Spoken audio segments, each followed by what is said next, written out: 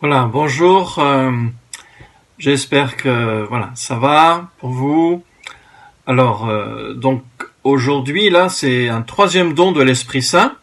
Je reprends les catéchèses du pape François sur les 7 dons de l'Esprit Saint pour bien les redécouvrir, pour en vivre bien sûr, et puis pour nous préparer aussi à la grande fête de la Pentecôte qui approche. Alors aujourd'hui, il s'agit du don de conseil. Au psaume 16, verset 7, nous trouvons ceci. « Je bénis le Seigneur qui me conseille. Même la nuit, mon cœur m'avertit. » Le psaume 16. Et c'est un autre don de l'Esprit Saint, donc le don de conseil. Nous savons combien il est important, surtout dans les moments plus délicats, de pouvoir compter sur les suggestions de personnes sages et qui nous aiment. Maintenant, à travers le don de conseil, c'est Dieu lui-même, par son esprit, qui éclaire notre cœur en nous faisant comprendre la manière juste de parler et de nous comporter et la voie à suivre. Comment ce don agit-il en nous?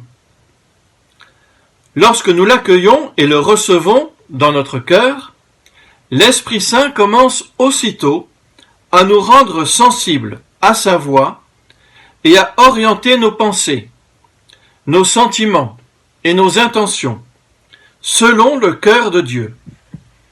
En même temps, il nous pousse de plus en plus à tourner notre regard intérieur vers Jésus, modèle de notre manière d'agir et modèle pour être en relation avec Dieu le Père et avec nos frères. Le conseil est donc le don par lequel l'Esprit Saint rend notre conscience capable de faire un choix concret en communion avec Dieu, selon la logique de Jésus et de son évangile.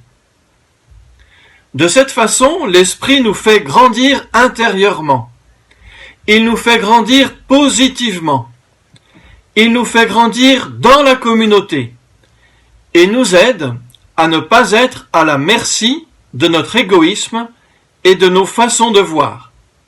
Alors je répète, et nous aide à ne pas être à la merci de notre égoïsme et de nos façons de voir. Ainsi l'Esprit nous aide à grandir et à vivre en communauté. La condition essentielle pour conserver ce don est la prière. Nous revenons toujours au même thème, la prière. Mais c'est tellement important, la prière. Prier avec les prières que nous savons depuis notre enfance, mais aussi prier avec nos propres mots. Priez le Seigneur. Seigneur, aide-moi, conseille-moi. Que dois-je faire maintenant? Et nous devons tous le faire. La prière, ne jamais oublier la prière, jamais. Quand nous prions, dans le bus, dans la rue, personne ne s'en aperçoit. Prions en silence, dans notre cœur. Profitons de ces moments pour prier. Priez pour que l'Esprit nous donne le don de conseil.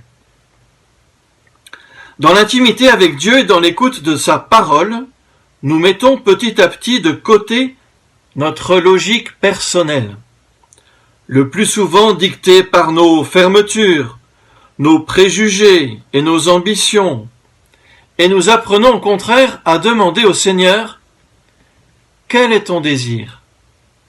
Quelle est ta volonté? Qu'est-ce qui te plaît ?» Ainsi mûrit en nous un accord, une syntonie profonde, presque naturelle dans l'esprit, et l'on expérimente la vérité des paroles de Jésus rapportées dans l'évangile de Matthieu. Ne vous inquiétez pas de savoir ce que vous direz, ni comment vous le direz. Ce que vous aurez à dire vous sera donné à cette heure-là. Car ce n'est pas vous qui parlerez, c'est l'Esprit de votre Père qui parlera en vous. Ces paroles de Jésus se trouvent dans l'évangile selon Matthieu, Matthieu au chapitre 10, les versets 19-20. Matthieu 10, 19, 20. c'est l'Esprit qui nous conseille. Mais nous devons faire de la place à l'Esprit pour qu'il puisse nous conseiller. Et faire de la place, c'est prier. Prier pour qu'il vienne et qu'il nous aide, toujours. Comme tous les autres dons de l'Esprit, celui de conseil constitue aussi un trésor pour toute communauté chrétienne. Le Seigneur ne nous parle pas seulement dans l'intimité de notre cœur. Il nous parle, oui, mais pas seulement là. Il nous parle aussi à travers la voix et le témoignage de nos frères et de nos sœurs. C'est un petit exercice qu'on peut faire. Tiens, est-ce qu'en entendant, en voyant tel frère ou telle sœur de la communauté, de nos communautés chrétiennes de Bobigny, est-ce que là l'Esprit semble me dire quelque chose, m'indiquer quelque chose et me conseiller? C'est vraiment un grand don de pouvoir rencontrer des hommes et des femmes de foi qui, surtout dans les moments plus compliqués et importants de notre vie, nous aident à faire la lumière dans notre cœur et à reconnaître la volonté du Seigneur. Là, le pape, il cite un exemple personnel de sa vie où il a rencontré un jeune homme dans un sanctuaire, et puis ce jeune homme s'ouvre à lui et lui dévoile un peu sa vie et des gros soucis, un gros problème qu'il avait. Il lui dit aussi, en fait, j'en ai parlé à ma mère, à ma maman, et ma maman m'a dit, va exprimer tout cela à la Vierge Marie. Et le pape dit, voilà, la maman, là, elle a su conseiller son fils, et le fils dit, oui, en me trouvant dans ce sanctuaire, en priant la Vierge Marie, en m'adressant à elle, je vois des choses, plus claires sur ce que je dois faire maintenant. Vous, les mamans qui avez ce don, demandez-le pour vos enfants. Le don de conseiller ses enfants, c'est valable aussi bien sûr pour les papas, est un don de Dieu.